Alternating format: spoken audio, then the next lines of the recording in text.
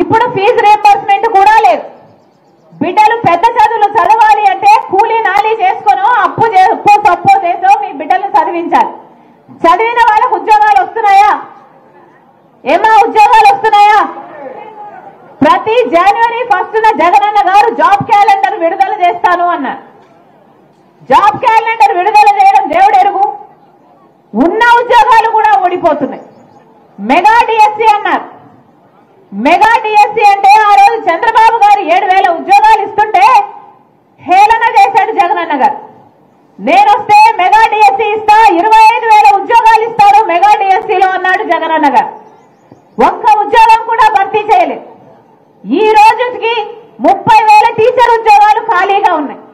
ఇప్పుడు ఎలక్షన్లు వస్తే ఇప్పుడు గుర్తొచ్చిందా? ఇది మెగా డిఎస్సి ఇవ్వాల్సిన వీళ్ళు ఇప్పుడు ఒక దగా డిఎస్సి ఇచ్చారు.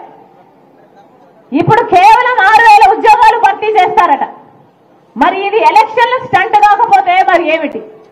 మీ ఓట్ల కోసం కాకపోతే, మిమ్మల్ని మోసం చేయడం కాకపోతే ఇది ఏమిటో మీరు ఆలోచన చేసుకోవాలి.